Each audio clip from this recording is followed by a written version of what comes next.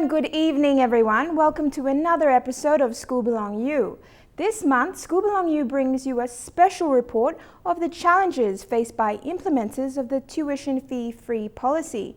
Later, you get the chance to see highlights of the introduction of civic education in schools, excellent learning environments with state-of-the-art facilities in Chimbu and Gulf Provinces. This is the fourth year of the tuition fee-free education policy, and along with its introduction, the implementers have faced many challenges. The most notable has been the spike in enrollment numbers. The Education Department is of the view that the enrollment numbers will level off, and schools will begin to adequately manage those challenges.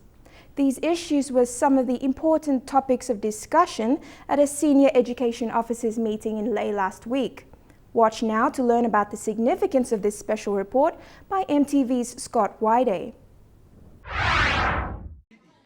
While there have been improvements in the education system, the statistics that show enormous challenges facing Papua New Guinea also stand prominent in ongoing discussions. This is the fourth year since the introduction of the tuition fee-free education policy in one form or another. When the policy was introduced, schools saw a spike in enrollment numbers as they struggled with limited resources and spacing. The acting education secretary who attended the Senior Education Officers Conference in Leh sees this as a temporary challenge, one that will slowly be managed once enrollment figures start to stabilize. We have affordability issue with parents.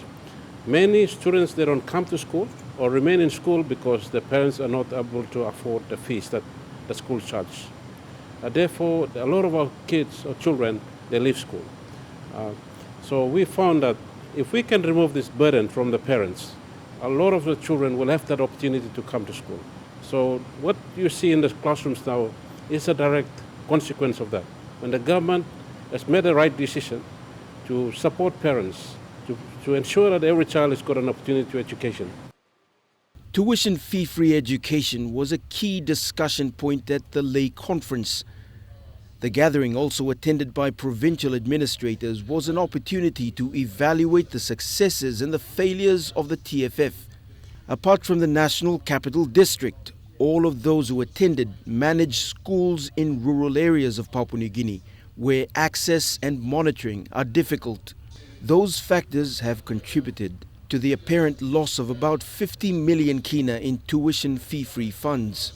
Education Minister Nick Kuman points out that while the government is keen to fund the TFF, there is still no certainty about how the money is being used. Based on some database that we have collected and from our partners in the commodity component rollout, we concluded that there's a lot more ghost names coming to the school system from the school. So I'm putting that figure, and I'm pretty sure that it's around that much. So we can save those money, but again, it all got to show that we need to do a lot more work on the database. It is estimated about 50 million kina remains unaccounted for because student figures have been either inflated or understated.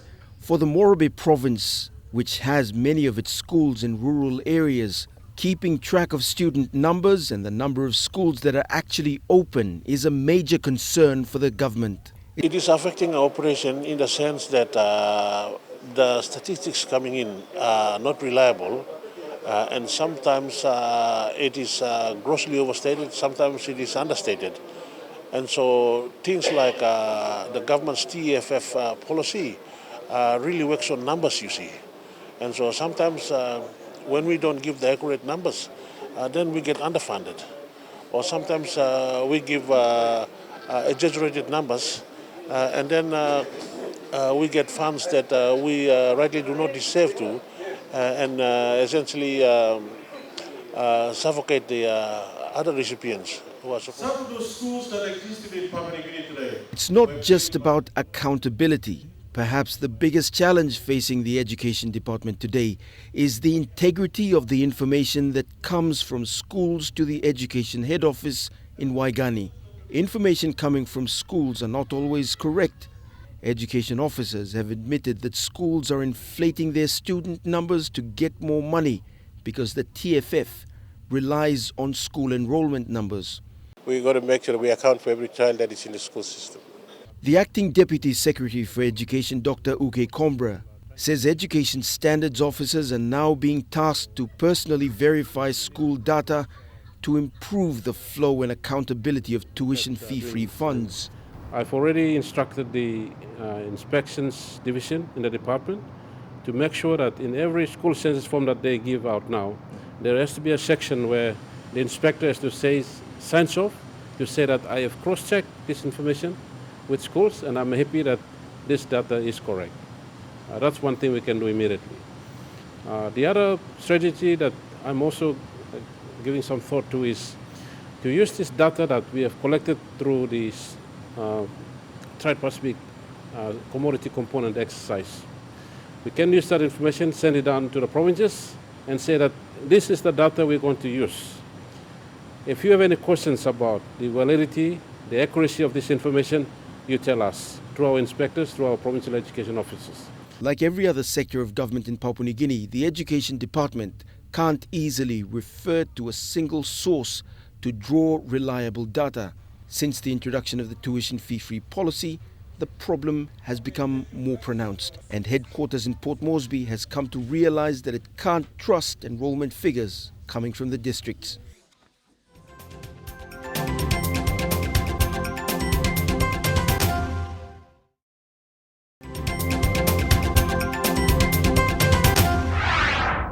Hello again. Civic education will soon be introduced in schools throughout Papua New Guinea. This will help the students to know how to be useful citizens of the country.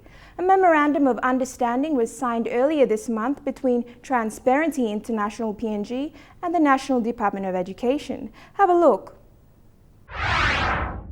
Civic education will soon be introduced in schools throughout the country. A memorandum of understanding signed this month between Transparency International PNG and the National Department of Education will see the two organizations working in collaboration to deliver civic education materials and training for schools. This will be made possible through the implementation of the school-based civic education, also called the SBCE project. There are many things that happen as we develop, as a country develops, which are not automatically part of culture, which are not based on traditional education. You can find elements of it in there, but there are complications that add to it. And that it's essential that we have opportunities to understand that there's more in this government, anti-corruption movement, than simply what we might learn at home. This partnership has taken more than a year to achieve, and at a time when National Department of Education is also thinking about the materials for the standards-based curriculum, Transparency International PNG and the Department of Education will work closely to bring civic education to schools. Through civic education, students in the country will soon be able to understand the concepts of human rights, democracy, the rule of law, and advocacy. TIPNG is happy that this MOU will open new doors for students to have broader learning opportunities. The prospect of working with the Education Department in bringing a curriculum to schools, allowing people to open their eyes in various different ways, to listen to some of the stories from culture, to understand how that applies in government, but to understand that there are principles also that have come from being part of an international community. The National Department of Education is confident that this collaboration is a way forward for them also to fulfill some of their responsibilities by providing the best educational outcomes for students in preparation for the future years to come. The responsibility we have as an education department, we are here to make sure and provide that vehicle for our children into the future. And we feel that this program, the civic-based, school-based civic education project, is one that will help us to develop our human beings, the integral human development. That we do not only focus on just the mind, the knowledge, but we also look at the skills that they will be developing. We have to look at the values, the attitudes that we have to develop, so that citizen that we will have in 35 years' time, in 200 years' time, is one that is a complete person that can be able to be happy, to be proud, to be smart, to be healthy and wealthy. The overall objective of the SBCE project is to have a population that participates more effectively in governance so that the state agencies are made accountable, act transparently, and always use state resources in achieving greater levels of national development. Deputy Secretary for Education Dr. Eliakim Apelis says the department will develop strategies that will help the SBCE project achieve its main objective. We think that this is the way forward for our young generation. For some of us who are 60 years old or 50 years old, our time is up. The way to go about it is to make sure we target the children. And that is through education. So in this exercise, which some years back I've been personally involved in some of the development until now, we will support in various ways. And in our initial discussions with TIPNG personnel, there are ways in which we can address this issue, which is now a very serious issue in PNG. One is to integrate the concept of civic education in all the subjects. Two is to have a separate curriculum for civic education. And three is both. The school-based civic education project is funded by the Australian government. The project is currently producing the following materials: Civic Education Resource Book for grades 3 to 12, teachers with 300 plus interactive exercises, Background Reading Information Book for teachers, Student Reader with 40 short stories explaining key concepts, 5 picture story books targeting those with low literacy, a book of biographies of PNG corruption fighters, a book of 40 civic education teaching posters, a DVD of civic education videos and presentations and sample lessons, and Android applications.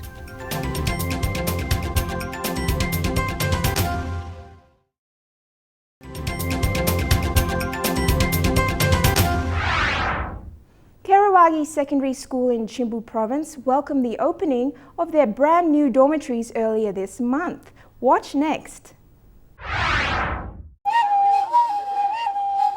More than 30 minutes drive out of Kundiawa town lies the Karawagi Secondary School.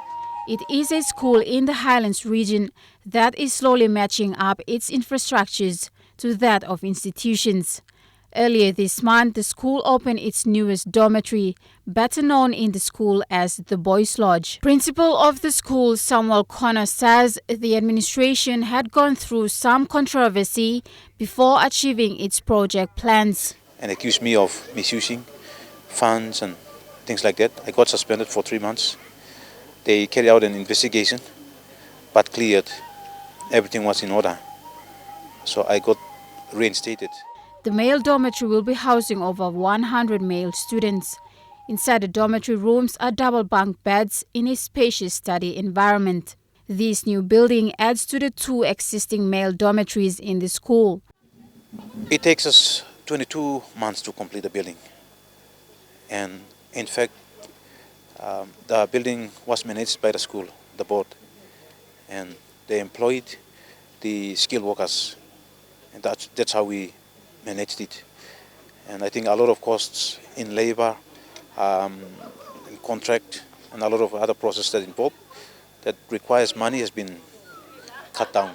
Built in under 2 years, this building is the biggest project so far. Protecting the interest of the students, their learning, their welfare in school. So once they're emotionally healthy, their mind is focused on learning and then learning. The building costs over 1 million kina.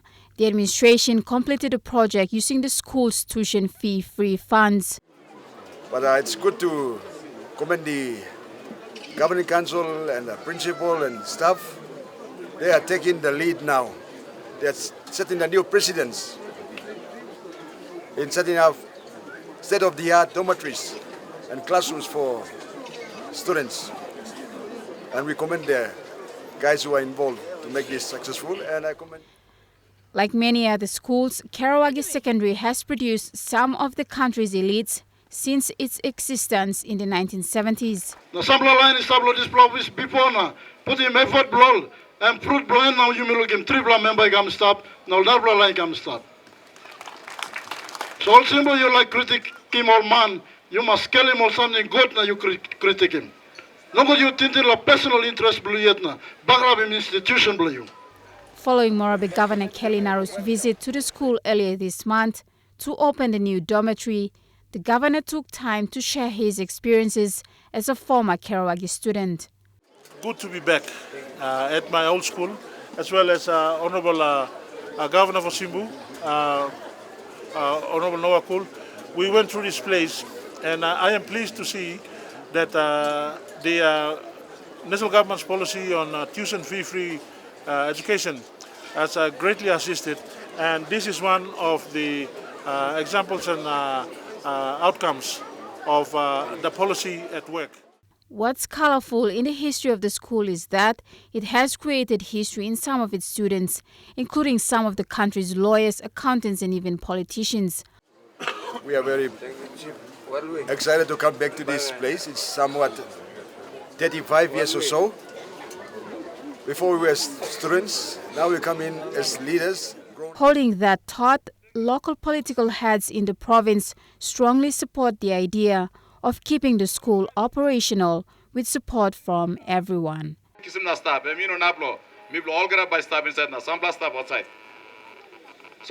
you got planning something inside Karawagi, Mibla need to improve. Mibla need him support, na assistance lo you obviously lo governor lo Kudiawa. Mila him support, must come back inside. Na imi must try to help him na kirab him this place. Karawagi Secondary School's story depicts the common goals present at every primary or secondary schools and even institutions in the country that continuously plan for better developments. Similarly, Karawagi Secondary has achieved those goals through its administration and board executives. Chimbu Education Board using wisdom blongen. Ananilo leadership locale simai. Na mibla stage mem. Na mibla puti ma interim board. Ananilo leadership long. Mr. Pinaga, secondary school inspector. Now you look him something and come up. Thank you long. Mira talk thank you Kenny Golong. Principal advisor of education Mr. Siwa Kaima. The challenge is now for other schools and institutions to follow a similar approach towards its infrastructure plans.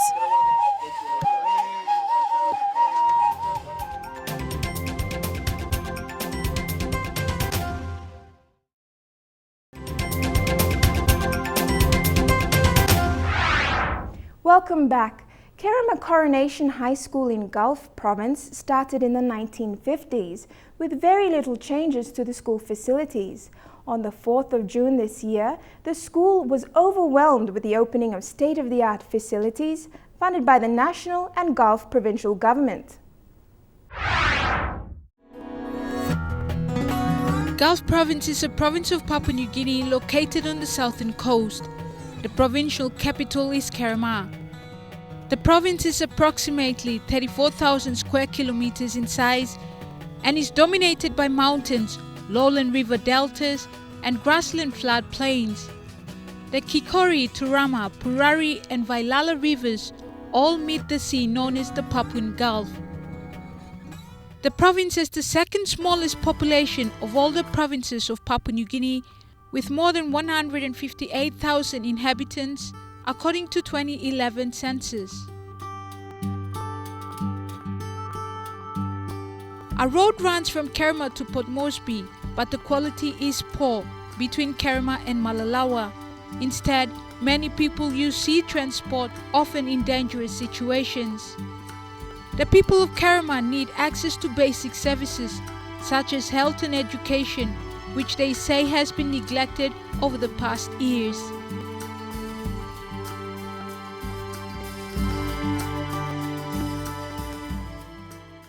Earlier this month, on 4th of June, Kerema Coronation High School opened its first modern state-of-the-art 80-room dormitories for males and females.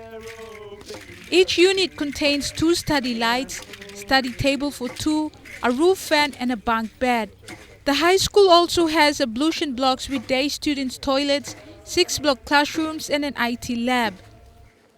2 newly built 80-man dormitory for boys and girls, 2 new ablution blocks and day students' toilets were built at the cost of 3 million kina. The 2 million kina commitment was from the Prime Minister, Right Honourable Peter O'Neill, and 1 million kina was from the Honourable Governor Abilakawa from the DSIP funds. The other building was fully renovated as the IT lab at a cost of 200,000 kina from the Education Division Maintenance Fund. Students of Kerema Coronation High were overwhelmed and excited about the new facilities and had the chance to express their emotions and thoughts towards what will be benefiting them, their children and future generations. For so long we were begging for it, and now we are happy that we have the new ablution block and the classrooms. Thank you very much for the great opportunity they have given us. Mr. Kora, a representative from Gulf Provincial Education Department, urged the students to take care of the facilities to benefit them in the long run.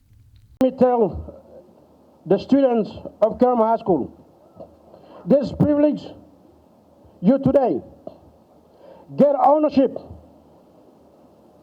to the property, look after it. A lot of millions of kina has been spent just for you. Look after the property. Land owner issue has also been one of the problems hindering the implementations of developments taking place in the province, especially Kerema.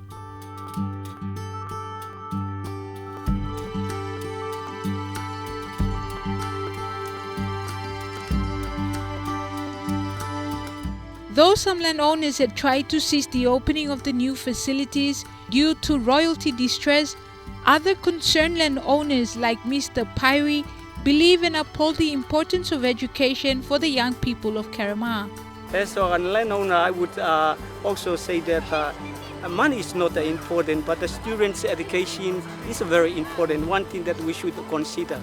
It is now the hope and prayer of the people of Gulf for the respective elected leaders of Gulf Province to put their political turmoil aside and work together for the betterment of the people of Gulf Province.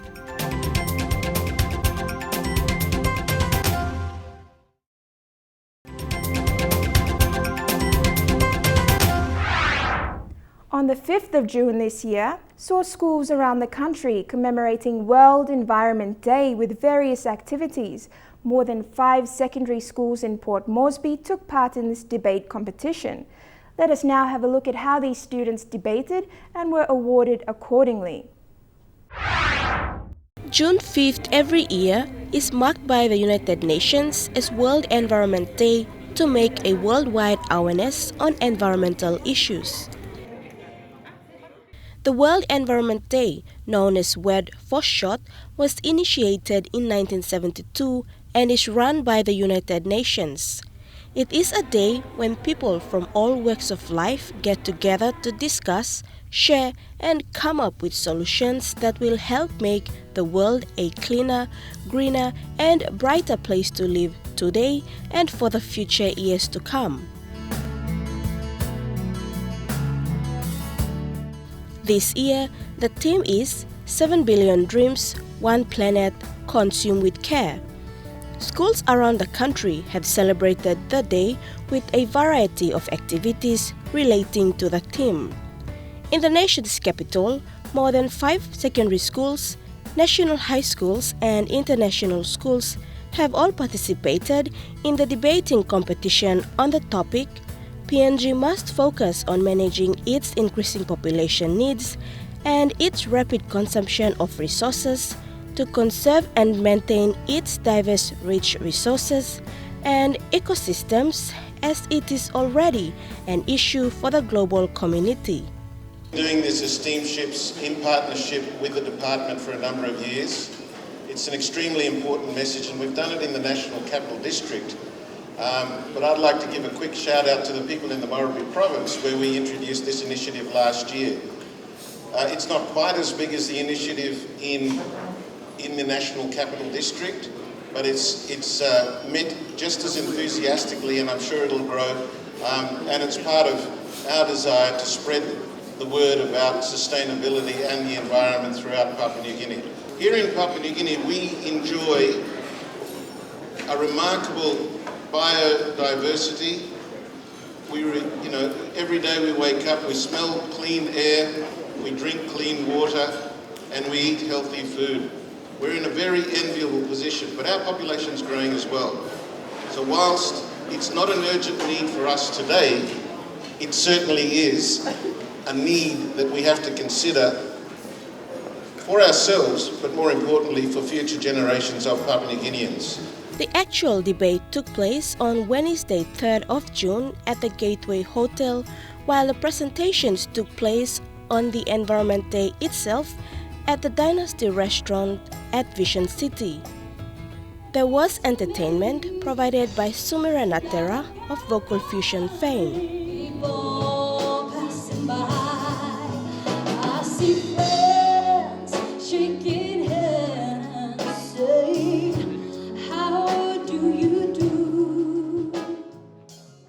Environment and Conservation Minister Honorable John Pundari was also present at the event. We are here, we want to protect the environment. We want to do the right thing for the environment. We want to be a voice because we know that that is the right thing to do if this world is going to exist. But already there are young people like yourself are suffering as a result of the fact that there is damage to the environment in the immediate communities that they are living in our world today. We need to do more in ensuring that resource developers that come into our country are mindful of the environmental impact that they will have as a result of that investment.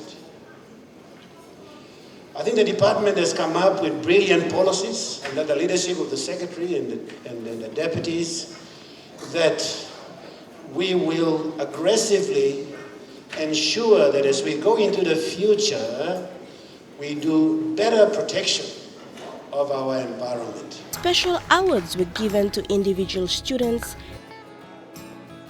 and the main award for Best Opposition and Best Affirmative were presented to schools that have done well and have scored the highest points. The award for Best Opposition was presented to the St. Charles Luanga Technical School. St. Charles Luanga High! Jubilee Catholic Secondary School has received the award for Best Affirmative Team for the third time. And the winner, winning for the third time, Jubilee Secondary!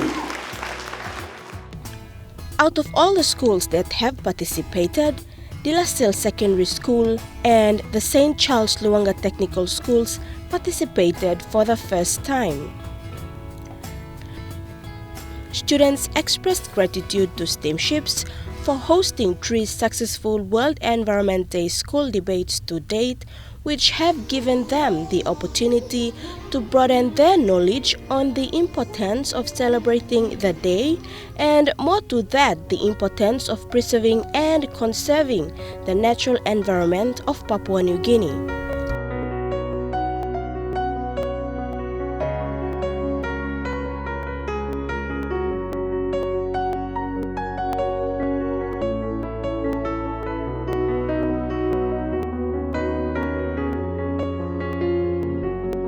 We students have have benefited in three main ways. Firstly, the enhancement of knowledge in areas of environment and conservation in PNG as well as globally. Secondly, building of confidence in public speaking, especially in debates. And last but not least, the hardware tools we received from prizes have helped the school in many ways.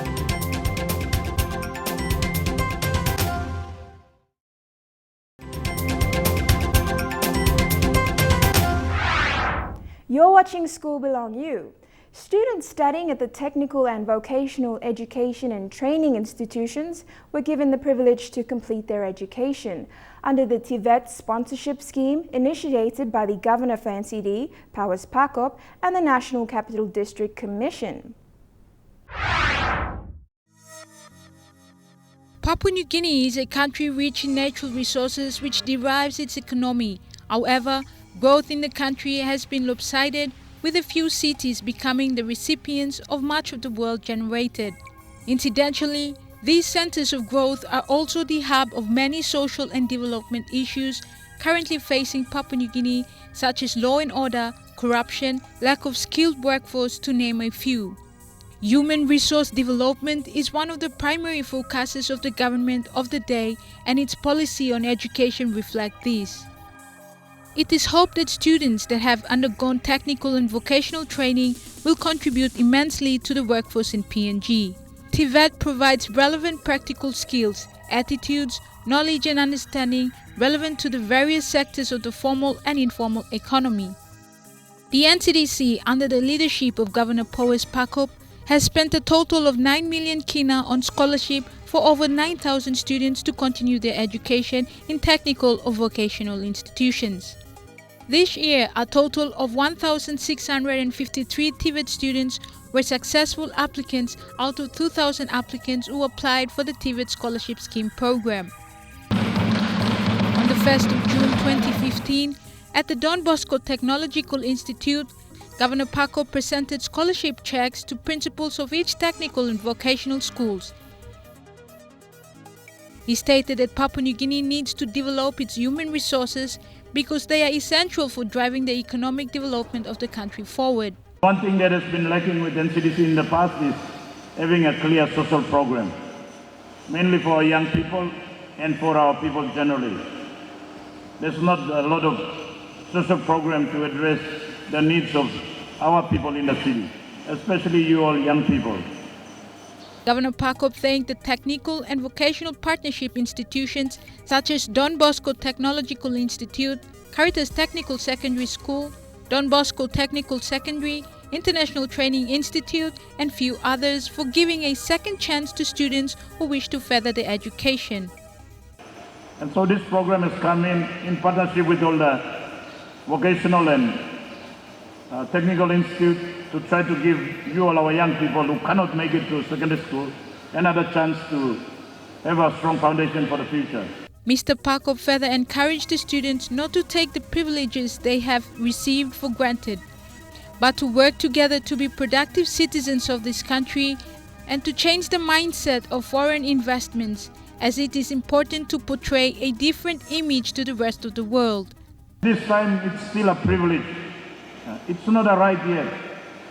I hope it was a right to all our children that you can still continue education into secondary or technical or vocational school. But now it's still a privilege because there's limited space and not enough money to give to everyone.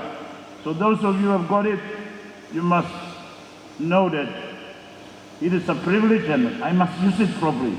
TVET scholarship recipient from International Training Institute thanked Governor Pakop and the Commission for the program in helping sponsor the students' tuition fees to continue their education and helping their parents by removing the financial burden off their shoulders. We are happy and excited for such initiative. TVET scholarship program scheme, as it reduces some of the parents and parents of our parents, hardworking parents, who are struggling to afford our school fees every day.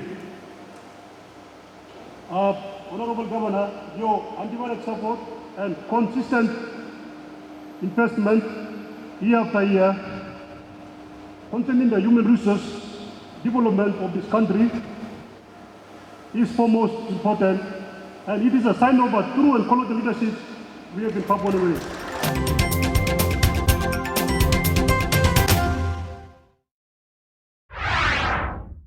And that's all we have time for on this edition of Skul Bilong Yu. Now, if you wish to watch this episode again, you can log on to our website, www.mtv.com.pg. For any comments, suggestions or queries, feel free to post on our Facebook page or email us on our address now showing on your screen. Until then, on behalf of the Skul Bilong Yu team, good night and enjoy the rest of your viewing on your #1 station, MTV, the lead broadcaster of the 2015 Pacific Games.